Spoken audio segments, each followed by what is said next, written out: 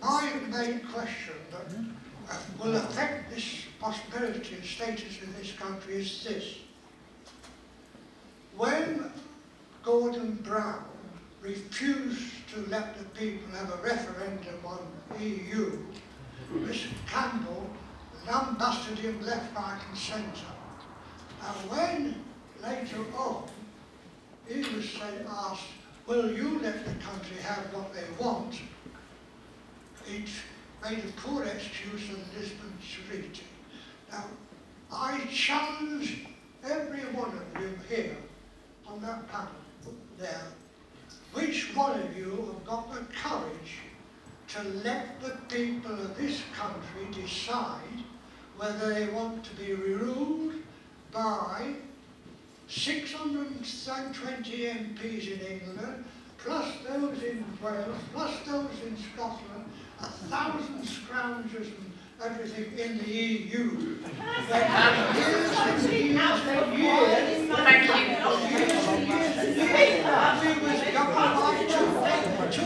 Thank you very much. Thank you very much for your view.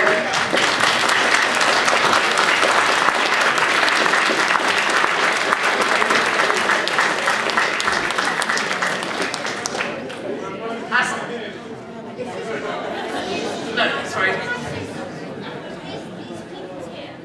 This is what it's all about.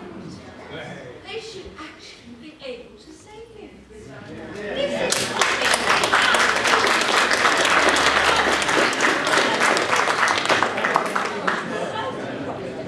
Could I ask you again, one sentence each on the issue raised by the gentleman?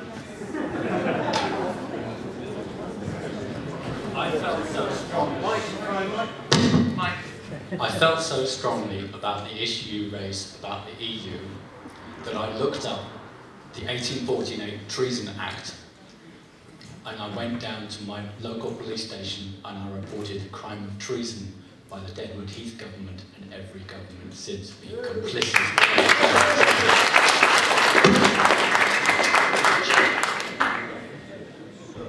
Thank you so much for coming.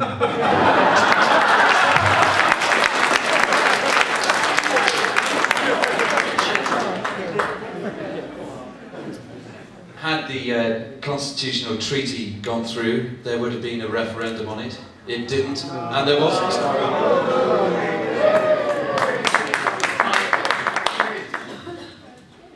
Well, I'm a Liberal Democrat, so I don't know that I'm going to get barracks, but I'm probably on the sort of Eurosceptic wing of the Liberal Democrat Party.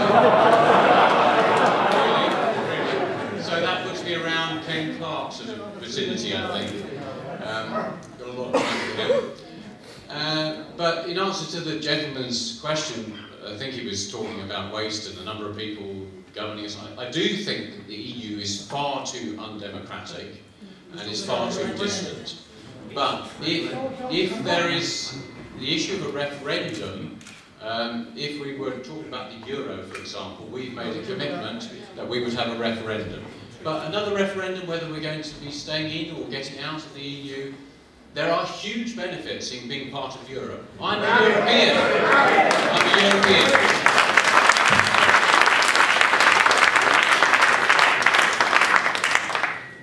Mike, you said that you would have a referendum before joining the euro, but at the last election, the Liberal Democrats, Labour and the Conservatives all promised a referendum on the European Constitution. And that was made impossible because that was rammed through the House of Commons. The Lisbon Treaty was rammed through the House of Commons with the government support and critical Liberal Democrat support in the House of Lords. Otherwise, we would have had that referendum. And I think one of the things that makes people most angry is the way that powers are taken away from us here.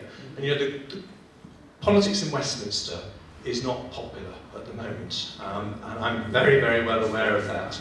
But at least in this country, we have the ability to get rid of our government if we want to. And Conservatives suffered from that in 1997, and we know what that feels like.